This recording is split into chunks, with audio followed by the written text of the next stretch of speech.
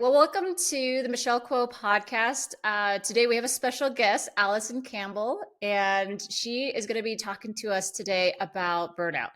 And this subject is humongous. It's really, really close to my heart. And biggest reason why is I went through burnout last year. I would say it was at least a few months. I mean, I go up and down. There's some days I'm super burnt out, but I'm able to manage it. But I've gotten to a point where there was a period of time that I went through burnout for, I want to say 4 to 6 months. And this was before I had any VAs on my team.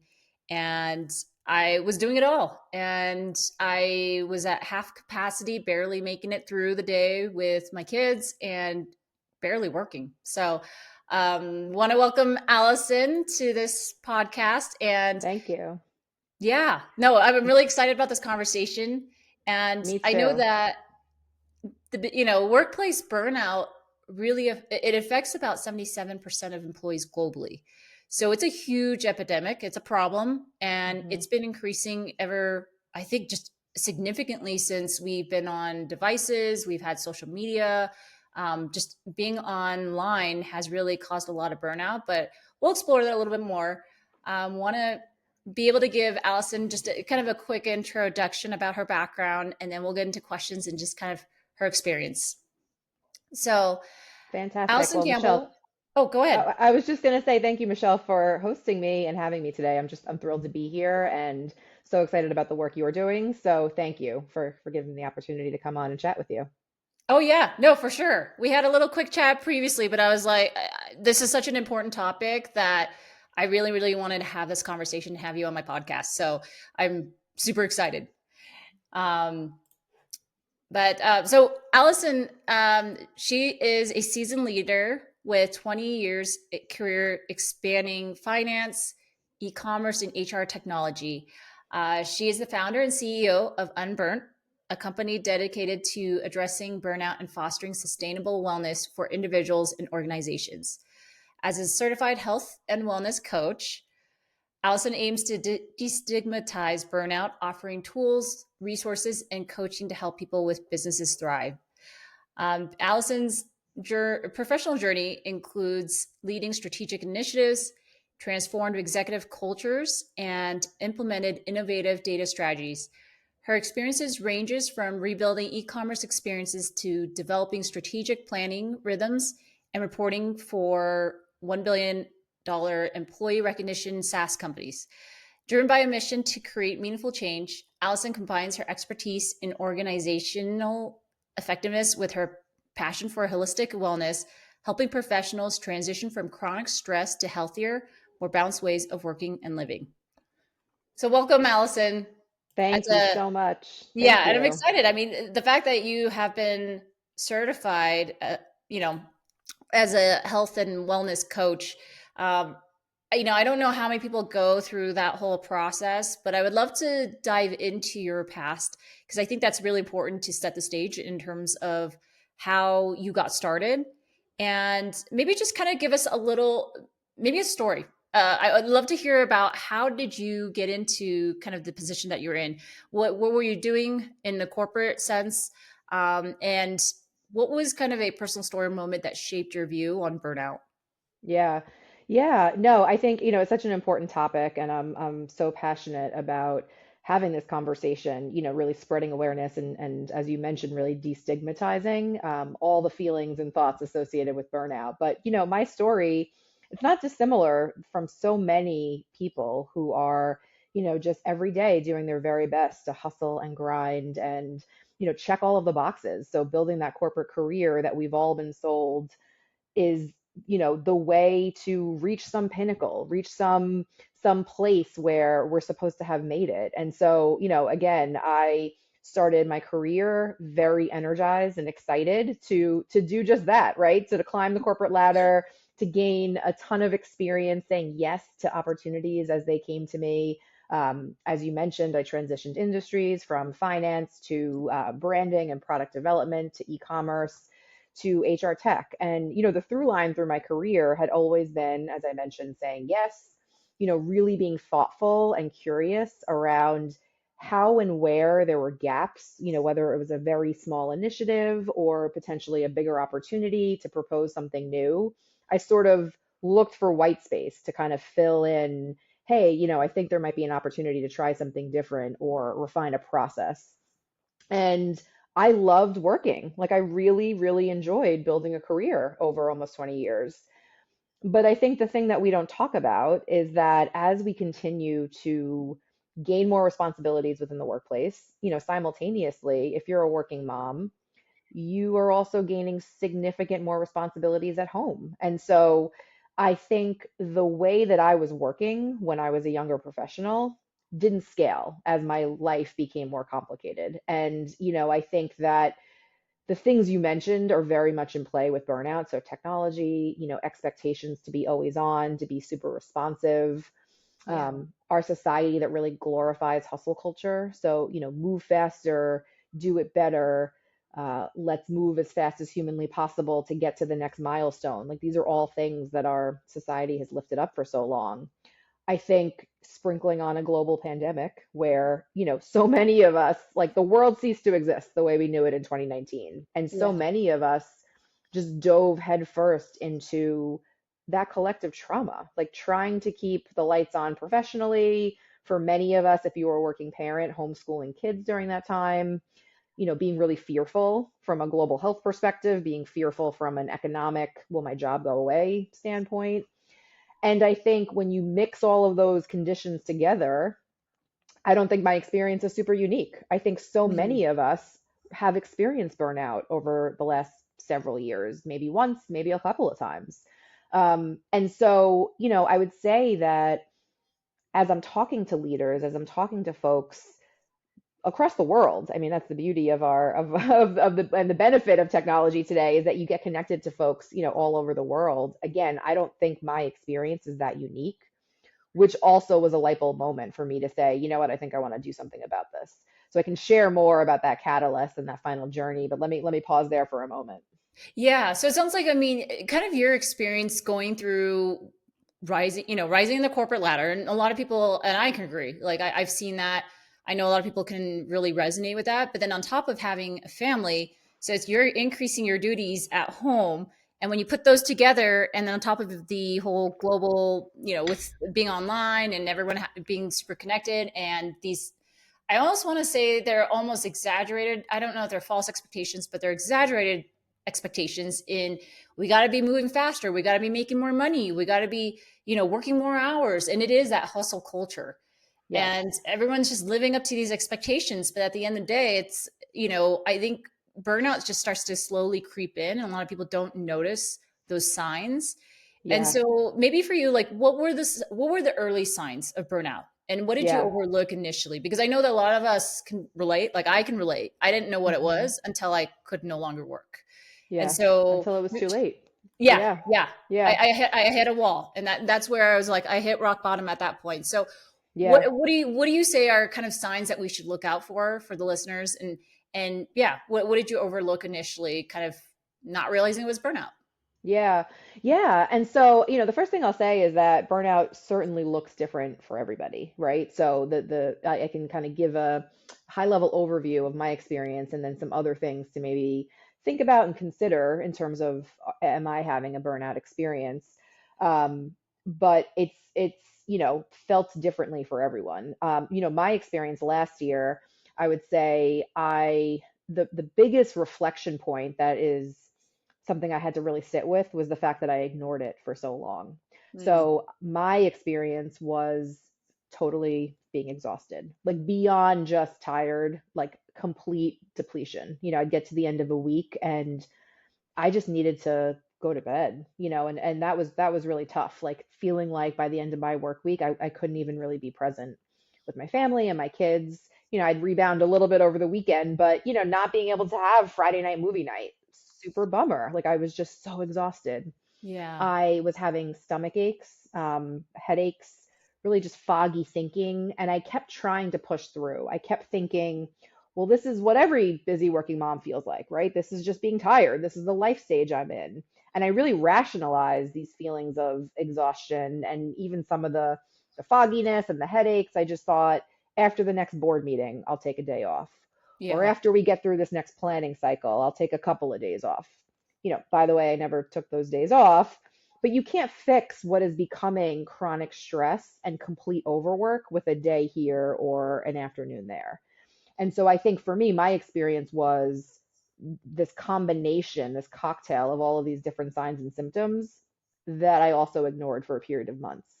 And so last October, I ended up in the emergency room. Like my body just kind of chose for me. I had been ignoring the stomach pains and the stomach aches, and I ended up just completely doubled over in pain. I had to go to the emergency room. And I came to find out I had two different things going on. One I've been able to address with nutrition and just kind of looking at my lifestyle of what I eat. And the other, I had to have surgery. And so again, just this wake up call, this take stock moment of I've sailed way past the point of complete exhaustion. I'm totally unwell, and I ignored the warning signs. And so again, so that was my experience, which, I think in now doing this work and talking to so many people who are burnt out, I would categorize burnout in a few different ways. There's the exhaustion factor, there's the just the tiredness and the feeling that even when I go to sleep, I wake up and I'm still like totally not rested. Like I feel like, did I even have a night's sleep? Just this feeling of chronic exhaustion.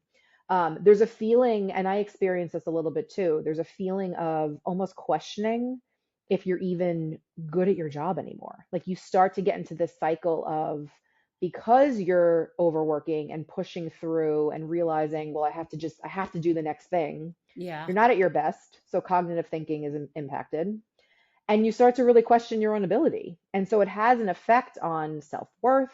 Potentially it can have an effect on, thinking that maybe you're not cut out. I think that a lot of people experience this phenomenon of thinking that it's a personal failure. Like, why couldn't I keep up? Why am I so tired? Like everyone else is doing it. But meanwhile, it's a silent thing that so many are suffering from, It's right? like a And so badge of honor.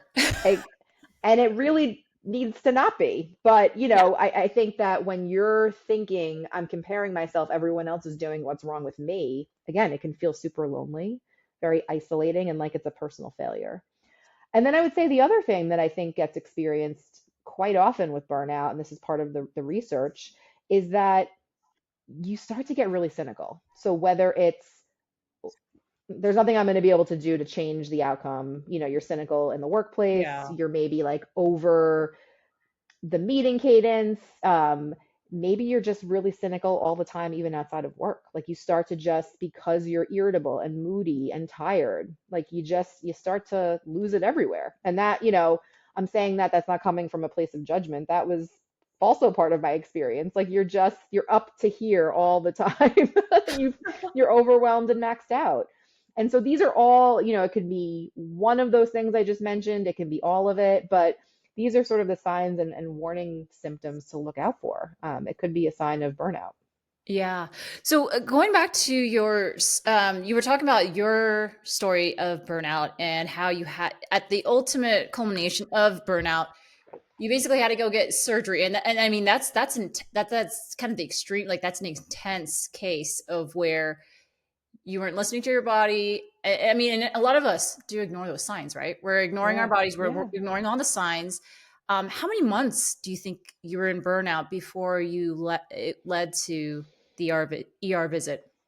Yeah, it's a really, it's a great question. I think it's a really tricky one because I think that burnout is sort of a slow burn. Like you kind of like can wash away a bad week or a really tiring project, and you think you're on the up and up and you can reset. So I don't actually know the answer to that question. Definitely a period of several months, Okay.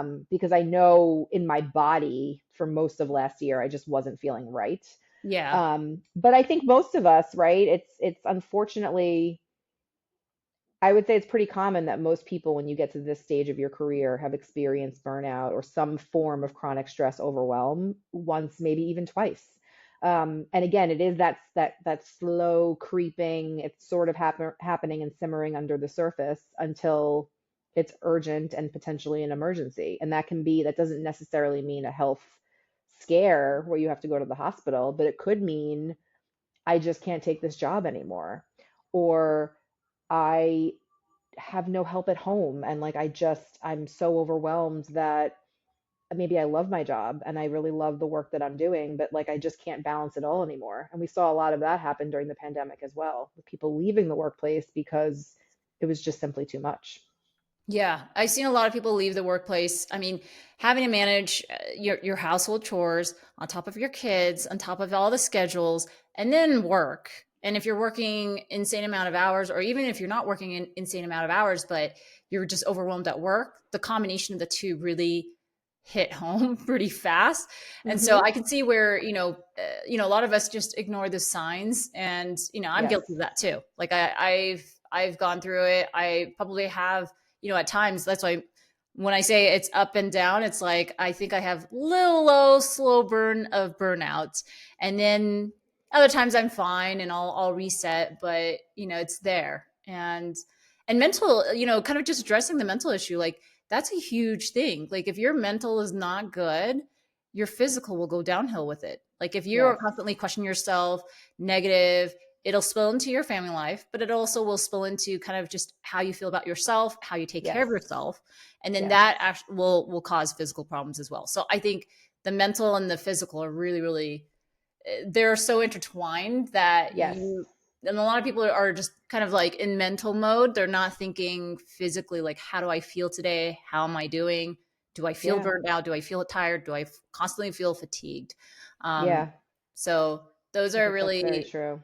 yeah. So I appreciate the story and just your experience, because it really helps kind of illuminate and color. Because some people might be like, oh, well, I'm exactly in the same boat and I can relate. And then they start to question, am I also in burnout mode?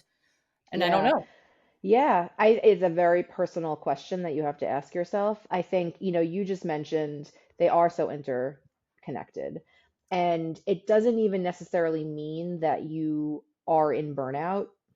Um, but if you're having more days than not where, you're just not feeling aligned, you're feeling like every single thing I have to do is draining my energy. Like there is no replenishment. So whether that is coming from work and the joy and the purpose that you're finding, or even knowing that, some of it's tough, some of it I really like, but I also have these other outlets like leisure and working out and meditation. Um, you know, you don't necessarily need to be in burnout to also be really cognizant of how you're feeling and making sure that you're keeping that in check and having the ability to take stock.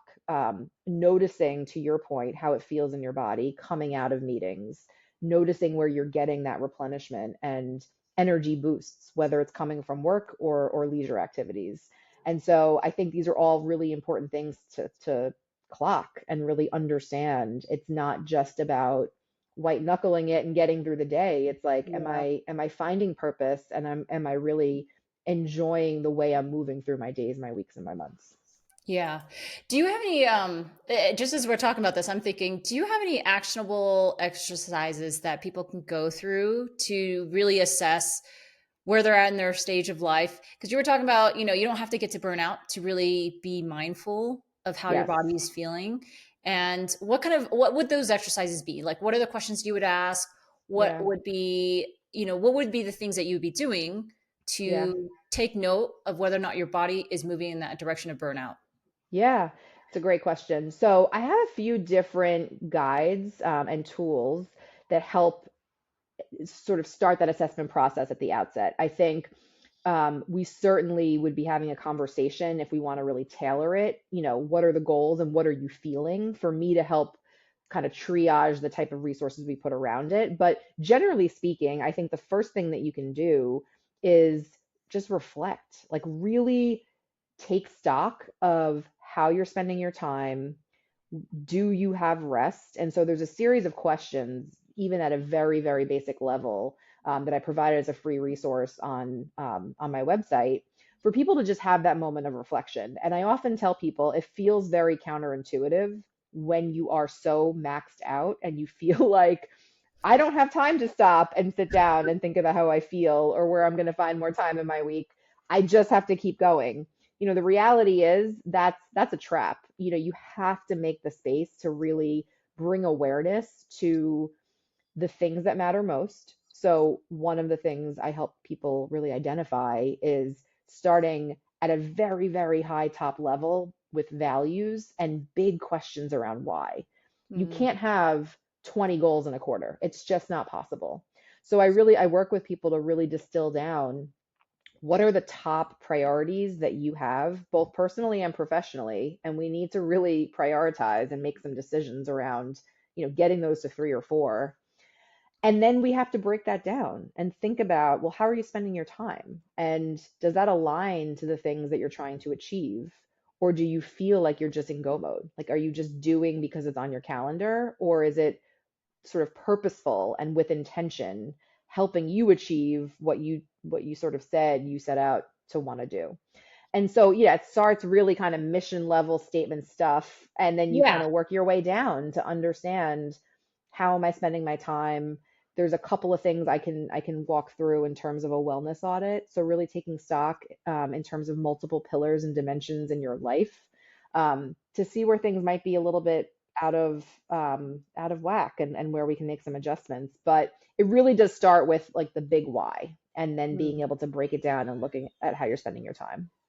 And so I want to kind of make a comment because, as you're talking, I'm thinking most of us are always on the go because we are defined by our value and what we make, our Hmm. productivity. That's what a lot of us are really just measured by that. So we're always go, go, go. And we're like, okay, well, I don't have that time to take a break and think about what I feel. How's my body feeling? And, Hmm. take time to kind of do those exercises. But I feel like because the end of the year is coming around, we do have a lot more time. Like we do have the holidays. I know holidays can be really busy, but really just taking that time out. And it sounds like it could be like a 30-minute exercise or maybe an Yes. hour. And that would make a significant difference on how you are going to run the rest of your life or the rest of the year and making Yep. sure that you're not burning out because burnout can consume months of your life. Um, Absolutely. And I would say the hardest part is starting, like anything else, right? The yeah. first time you sit down, it feels overwhelming in and of itself. Like, I don't have time for this. Yeah. Once you start, it's really important that you make it a practice. It doesn't even need to be 30 minutes. It can be 10 minutes every Friday, like wrapping up your week, sort of looking at and then letting go of, maybe there are some things you didn't get to. And instead of beating ourselves up or working through the weekend, to try to catch up. I mean, the reality is, in our always on world, there's always going to be more things to do than time to get it done. Yeah. So it's really important that you have some sort of sustainable practice to sort of look at and feel really great about what you did accomplish, and then figure out, okay, what's my plan for next week? Yeah. What am I going to prioritize to make sure that next week goes just as well, if not better, than it did this week? And so once you get into that mode and you make it a sustainable practice, it actually doesn't feel super overbearing. It just becomes part of what you do every week. And when you're, as you're kind of mentioning that, it really feels like, that phrase where it's like work on your business and not in your business. So Yes. it's almost like work on your body, not in your body. Like Yes. don't be constantly just working, working, working. You're not, the line in sight is not there. But if you can work on your body and what's most important, like your priorities, then you can really make, I think, the right goals and what's most meaningful in terms of the values and spending time with your family or just working out and doing things that help nourish your body versus just draining it. So anyways, Yeah. it was like a thought in my head and I was like, oh, it's like working on your business. And that's what we do, Yep. when Absolutely. I talk about virtual assistants and delegation, it's, you got to spend time on your business, not in your business running it Yes. all day long. Because there is a never ending to-do list. And it's the same Absolutely. thing as burnout. Absolutely. Yeah. Yeah. And I think it's just prioritizing what is going to move you as a whole person forward in the best possible way. And it's okay if you have weeks where it gets out of control. Like, I think one of the things that's really important to remember is that you can always restart. If you didn't have the perfect week, if you didn't drink as much water as you wanted to drink, if you didn't get all your steps in, that's okay. You can start again next week. Like, we don't have to be so beholden to it feeling like I messed up, it's over, and just like continuing in that grind mode. Yeah. It's okay to say, all right, this week was a little crazy. What am I going to do next week to better set myself up for success? Yeah. And when you were talking about just starting anything, because a lot of people, especially with New Year's resolutions coming around the corner, it's Mm-hmm. a lot of people make these mental notes like, hey, I'm going to make this, I'm going to make this, I'm going to make these. And then it's just like 5 or 10 lists of like, I'm going to eat healthy, I'm going to go work out, I'm going to do this. And at the end of the day, it feels like you got to focus on 1 or 2 goals. And maybe that's the Absolutely. whole unburnt, just burnout strategy, and just basically reprocessing or trying to assess where you're at and Hmm. what's most important, because that's kind of the overarching theme of like trying to get yourself away from getting away from burnout, but also just doing what you really value in your day to day, right? Because we live only we work 8 hours a day, right? But then at the same time, it's are you doing things that are really plenish you versus drain you? And so Yeah. really kind of looking at those two things. But I think one of the things that I realized that I did was, and that helped me, was actually meditating. Hmm. When you think about 10 minutes to 20 minutes a day of meditating, it's a lot, and it seems like a lot to put into your schedule. But I think just getting started was the hardest part. And Hmm. so integrating that first thing in the morning, getting it, on and I don't put it on my schedule. I just first thing when I wake up, turn on the guided meditation. And now I've gotten to a point where I feel like I'm missing it if I don't do it daily. And I Yeah. do it on That's my great. drive. I do it when I'm brushing my teeth, putting on clothes. That way I'm not making excuses that, hey, I didn't have time to meditate, I didn't do this. And it's great. Like I do it while I'm just doing my daily things. I So love that. I love yeah. it. And I think that's so important. It's figuring out what works for you. Like what's in your toolkit, right?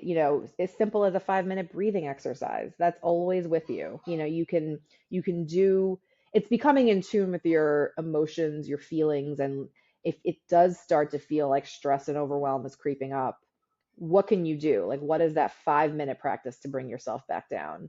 What's your sustainable weekly kind of go-tos? And I think once you integrate it, it's such an important word. It just becomes second nature. It's part of what you do. And Yeah. it is about longevity. It's about what is sustainable, not what's the quick fix. I'm burnt out. And then I'm going to go back to working the way I was working. No. It's got to be forever. Yeah. And I went through that last year. Like I mentioned, like burnout was so bad that I got to a point where I had to change what I was doing, which is not working, you know, 8, 10, 12 hours a day. So I realized that I started meditating, I started journaling, I started doing things for myself to replenish. And also just blocking out even just like meetings. I block out 10 minutes at the end of the meeting so that I can sit there, go to the bathroom, eat, just sit Hmm. there and replenish and just breathe so Yeah, that I'm not going through a go, go, go, go mode. Because when you're on a go, go, go absolutely. mode, it's like a treadmill. You just don't Yeah, stop. agreed. Um, so I want to do a little shift in terms of just what can I want to talk a little bit more about companies and leaders, and what kind of what signs should companies look for to spot burnout in their organization and within their employees? Yeah. So again, very varied experience for everybody, and then every company culture sort of has its own drumbeat. I would say though, things to look out for, really high levels of employee turnover. So people Mhm. leaving and them citing in exit interviews, like I just felt like I couldn't make an impact or really change the way things were getting done. When you're getting that kind of feedback consistently, I think it's really important to pay attention. Even if you have a great product, you've got customers that absolutely love what you're doing, if your employees are feeling like it's such a grind and they're not able to, have that really transparent conversation internally and they're leaving and giving you that feedback, you really got to listen up and figure out like what internally is broken. It can be as simple as we do a planning process and there's so much communication in Q1, everyone's super duper clear. But as the year goes on, we sort of wane as leaders and maybe we don't communicate the goals and the progress as frequently come mid-year. And that's Yeah. a place where people start to feel like they don't understand, you know, how things are going, how their work really maps to the broader company goals.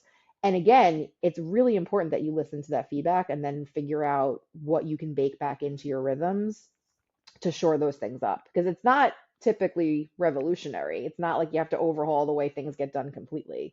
Oftentimes, it's little things that can be diagnosed to help things Mhm. run a bit more smoothly. And that feedback is really golden. I mean, if Hmm. companies are listening and they want to have a healthy culture, listening to feedback. I mean, that's gold. And I know not every company does it, but the companies that do take it very seriously, I think those are the ones that a lot of employees value that, but probably have less burnout and less turnover. And I would say that companies, I think there's a lot of companies that have done a fantastic job post-pandemic, really, listening to feedback consistently, right? So not when employees are leaving and then they're getting this exit interview feedback, but, more consistently sending surveys, having focus groups, really understanding the challenges with, you can pick a topic like return to office. Like what are the big barriers and how can you create an environment where collaboration in person is purposeful, versus just saying everyone's got to be back to the office 5 days a week, non-negotiable, right? Yeah. So where I've seen a lot of companies doing a great job, really taking this moment in time to figure out how to change some of the rhythms to make it more productive when people are together and spending that in-person time together. So there are ways that, through surveys, through focus groups, you Hmm. can elicit more of that feedback before it becomes, employees walking out the door. Yeah. And what would you say? I mean, kind of onto that, like what type of what are other ways that leaders can do to create a more wellness oriented culture? I mean, it sounds like Yeah. listening to feedback is number one. Hmm. What are other tips that you would provide for companies or leaders to create that? Yeah, I would say, really taking a look at programs, workshops, trainings, consistently offering benefits that put wellness at the forefront of where and how their employees have access to resources. And so, I think one of the things for me that I fundamentally believe, excuse me, is that burnout prevention really is at the intersection of building productive and efficient teams. And Hmm. so, where we can layer in things like leadership development for new managers, right? You can be an amazing individual contributor, you can get promoted, and all of a sudden now, not only do you have this brand new team, new responsibilities, potentially, managing up and working with executives in a new capacity, like your whole day looks different. So even just how you manage your time as a new leader, like taking Yeah. the time to think about how burnout prevention layers into a new manager's training program, I think is a really important employee life cycle moment for us to consider and how we can think about enabling teams to run more smoothly. So I think it's about really having it at the center, right? It's not just once a year we do a workshop and we check that box. It's not about offering a meditation app and saying, great, we believe in this. You all go do your meditations and then back to work. It's really about integrating it and putting multiple different touch points, multiple different types of workshops and trainings at the center of how the work is getting done. Yeah, and I would agree. A lot of companies spend a lot of money on training, like the skills on how to manage or how to be upskilling in the role that you're in, but they don't spend as much time on integrating and training people on preventing burnout or just how do you work in a very healthy manner so that you're taking Yeah, care of yourself and you're mentally because it's all integrated in productivity because if yeah. you're experiencing burnout, you're just so overwhelmed, you're not going to be as productive, you're not going to be on top of things. Hmm. And a lot of companies just don't recognize, I don't feel like a lot of companies recognize that, and that's something that I think is really critical. I totally agree. And I think the intersection of leadership development with that sort of productivity, outcome driven mindset, right? It's about how are we driving value within the business for our customers, for our stakeholders, and less so about micromanaging the teeny tiny details of how it all gets done. If we can have leaders really flip their mindset into driving big outcomes and then enabling their teams to do their best work, I think we're going to see more productive and much more effective work rhythms, which to me, the byproduct is less burnout. So Yeah. I think it's bringing those things together to really create effective cultures. Yeah. And again, back to a lot of companies measure productivity by number of hours worked, how much money they're bringing into the business, but they're not really looking at kind of the deeper issue of are people being, are they happy? Are they integrating meditation? Are they taking breaks? Are they, just taking care of their whole self in order Hmm. to show up better to work? Yeah. And that is so intertwined. And I completely agree. And I think that again, in doing this work and talking to so many people across so many different industries, you have more innovation, you have more collaborative thinking and big breakthroughs when people are not overwhelmed and maxed out. I think when people are walking around totally exhausted, you're not getting your very best sort of thinking and big breakthroughs out of everybody, right? No. Everyone's just trying to make it through the day. And so I think if Yeah. we flip our mind around and we don't look at productivity equals hours spent to the point you just made, but it's really about, are we driving those big outcomes? Are we enabling our employees to truly reset? Or are we just saying, we offer this many days off, go take them? It's about how you're integrating those messages and those policies into the way work is getting done so that people can be rested and then ultimately do their best work.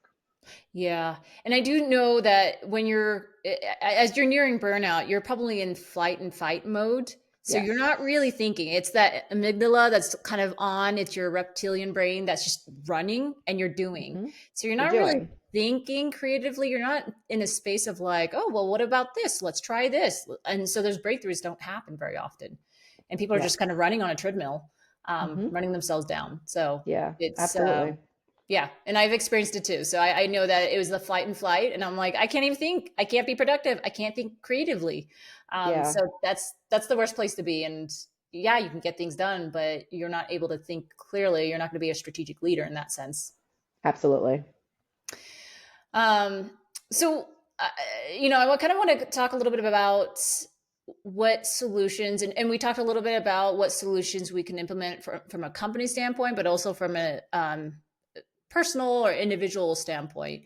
But I want to kind of ask about what your like just solutions and what would you say is one wellness practice that changed your life? Hmm, such a great question. For me, I really love running. I've always been a runner. I did track coming up from middle school, high school. I absolutely love it. When you're working a corporate career with two little kids traveling internationally, you don't find much time for those long runs. So I think really making the space in my schedule and going back to this is non-negotiable. After my surgery in January of this year of 2024, I it took some time to work back up my stamina, even walk a mile. So then by March, when I was able to run a mile, albeit very slowly, and then continue to work myself up and work my stamina back to where I was really feeling the benefit of running. It's just for me, it's a non-negotiable. Like every other day, I try to get it in. It clears my mind. It helps me reset. I have some of my best ideas when I go for my run. So for me, that's the big unlock is just even on the days where I'm like, I really don't have time for this, I make the time because I know on the other side of that run, I'm going to be a better version of my founder self, my mom self, my whole person self if I get that run in. So for me, it's about prioritizing that time.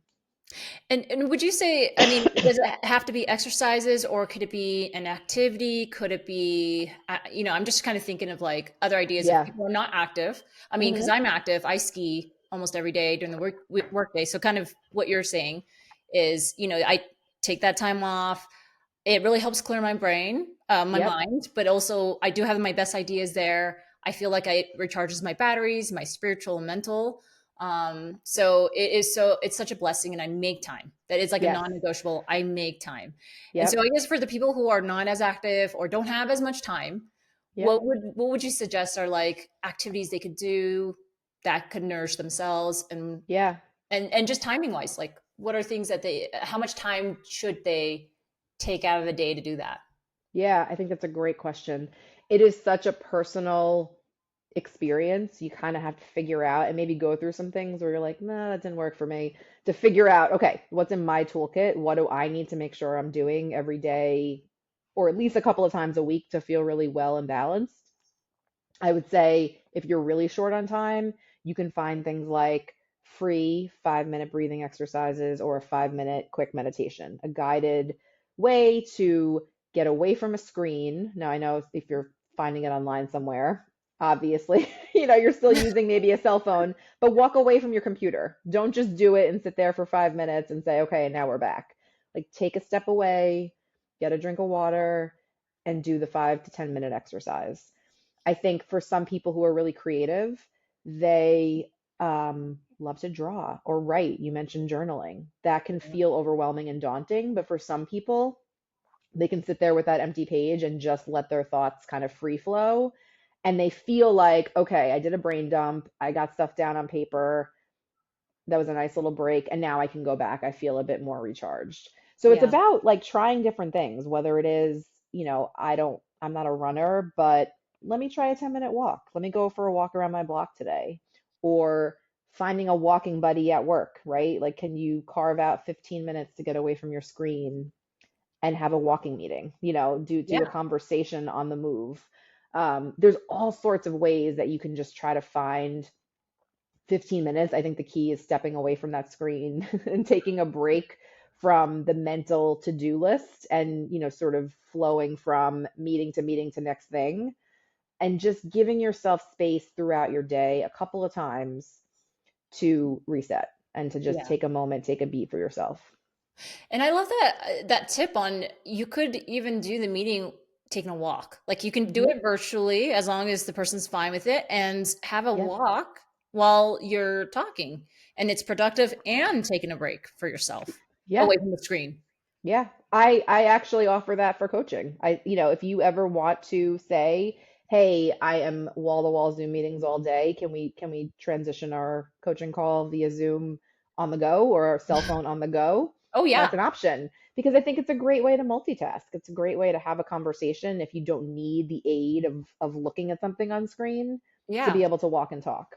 Yeah. And being on Zoom or virtual online is draining. Like I've It noticed is. that 'cause I would do 6 hours of meetings and I would be completely drained. Yeah. And I think it's something about not being in person and you're just constantly trying to assess people's body languages, their Yes. eyes, their voice. And so your body is actually taking more energy to assess all that than actually sitting in front of somebody. And so Yes. your body is even more drained being in front of a computer, which you would think you're just sitting there stationary, than actually being in person in meetings. Yep, that's absolutely correct. Yeah. It's insane. So I love that idea, and I'm thinking about my team meetings. I'm like, if we have enough meetings, maybe I need to do some on the go, and we can go and walk around. Yes, I love it. Let me know how that goes. I will. So I love that idea. Um, Awesome. and I guess if someone is so and this might have been an answer that you had already answered, but I just want to kind of ask is, if someone is starting to feel like they suspect burnout or they're Mhm. just constantly exhausted, what would you say is the first thing they should be doing? Yeah, I would say carve out some time, and this is probably a little bit more than 10 minutes, but see if you can find, a 30 or 60-minute block, late Friday afternoon over a weekend, and just try to categorize where you're feeling the most depleted and maybe why, if you can, sort of get your head around it. Where you just light up, where what the things that you're doing already that just give you the most amount of energy. I also talk to people about, sometimes don't try to diagnose what you're actually doing because there's benefit there. Sometimes, though, it's really helpful to say, white piece of paper, what's my dream job? Like, Yeah. what lights me up? And if I could go to my manager and write my job description, what would that look like? And it's amazing how much clarity comes with saying, I love these elements. This, oh my God, this would be my dream job. And all of a sudden now you start thinking about, can I pitch this internally? Does this mean I want a new job? Does this mean that actually I'm getting fulfillment in my day job, but I need to be really clear on my boundaries so I can go do charitable work on the side that gives me Mm, some of that additional fulfillment, or space to explore things, potentially as hobbies. When you sit down and you're sort of like forced to come up with your quote unquote dream job, it can become very clarifying. So those are a few ways. It's either like, let me do an energy audit. Where do I feel the most exhausted and where do I feel the most energized? yeah. Or, from scratch, when what would my dream week look like? What's my dream job? And Yeah. then you go from there. And I need to do your worksheet. So that's one of the things as we're talking. I'm like, I need to do this worksheet that you speak I of will because it is send to so you. valuable. Yes, I have a few. I have them broken down within different wellness pillars, but let me send you a few after this call because I think Okay. it can be I would very clarifying. Yes. I appreciate it. And then in the podcast notes, as well as anything that we send out, we'll link it to your website as well as that worksheet for anybody else who wants to be Perfect. able to take that worksheet, because I feel like that exercise is probably going to be pretty life changing. Even if it's just minor, it's still life changing, because little incremental changes that you do to your life, it pays off in the long run. And that's the whole meditation, like 10 minutes a day, quick meditation, Yeah. and it's made. I've seen the benefits of just my mind being more clear, but also I'm more appreciative. I'm more positive about how things look, and I feel like I'm Yeah. more resilient.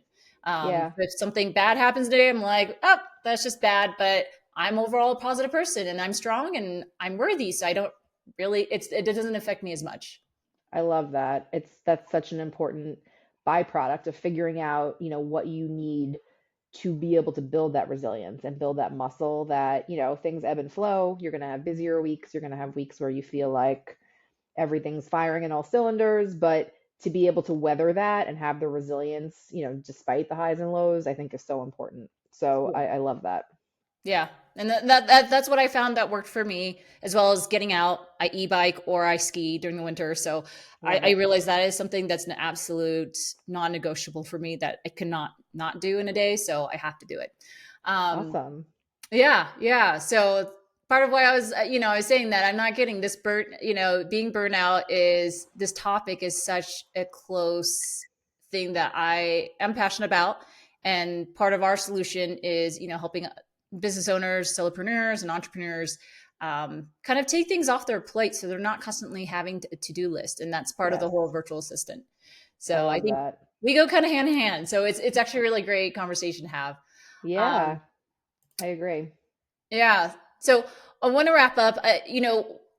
Tell us a little, just kind of as a closing, like what are some of the solutions that Unburnt helps, whether it helps individuals and organizations? What do you have that you offer in terms of products, services? Yeah. Yep, great question. Thank you. So yeah, so Unburnt was born out of, my personal experience and really seeing that it is, much more common and certainly not super unique to me. So I set out to create a few different solutions on the consumer side, working directly with individuals. Right now, the way you can engage with Unburnt is through the community or through coaching. And so the community is this entry point to get access to a ton of different resources and tools, many of the self-guided assessments and guides that I spoke about already. So I've built out content. So through, again, my experience becoming certified as a health and wellness coach, I've built out a ton of different resources and tools that you get access to as a community member, as well as being invited into the exclusive community Slack-based sort of chat. It's meant to be very quick hits, like you're in there to get access to resources, tools, but really connection to other people who are potentially going through it. Because, as I mentioned, burnout can feel super isolating and lonely. And so it was really important to me to provide a forum to surround people and support when they're going through it, or on the other side, and they just want to Yeah. maintain a really sustainable, healthy, ongoing, practice of work and life. And so the community, I think, super early days. So I just launched a couple of months ago, but it's been really exciting to watch the engagement and watch members sort of interact and share tips and tools together. I offer coaching, as I mentioned, so I can send you some information on that to include in the show notes. And then, That'd be as great. I also mentioned, I fundamentally believe there are ways that, we can work with organizations to look at solutions internally, sort of at the heart of where the work is getting done to drive productivity, resilience, and effective work rhythms inside teams, departments, and, the full organization to prevent burnout. So excited about that work as well. Awesome. We'll include, if we can include this Slack channel, and we'll include resources, ways to Yep, connect with you, and a link to your website at the end. So that way you have all the resources and the worksheets, perfect. if you want Thank to you. access that. So Yes, no, and I invite everyone to take a look. There's a ton of free resources on the site, and hopefully you find something that helps you, find some of that clarity.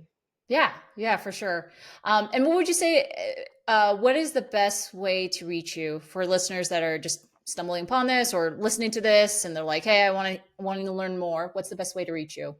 Yeah, so me directly, I'm the most active on LinkedIn, so you can find me, my name, on LinkedIn.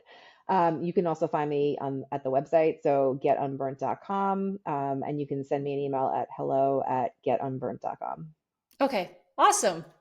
Well, I really appreciate your time. This is probably one of the, well, for me, it was one of the easier conversations I've had in terms Oh, of I this love that. topic because it just flows and everything you're talking about. I'm like, I can so relate. I know what you're talking about. And I've walked away with a couple of tips. So Amazing. it's Oh, been I love very, to hear very that. valuable. And I hope Well, it's thank you. probably valuable for other people as well that are going to be listening in. I hope so too. And yeah, I just love what you're building, Michelle. I absolutely love the company, the mission behind it. And yeah, I'm just excited to continue to collaborate into next year. Yeah, awesome. Well, thanks for being on here, Allison. I really appreciate it. Thank you. Thanks for having me.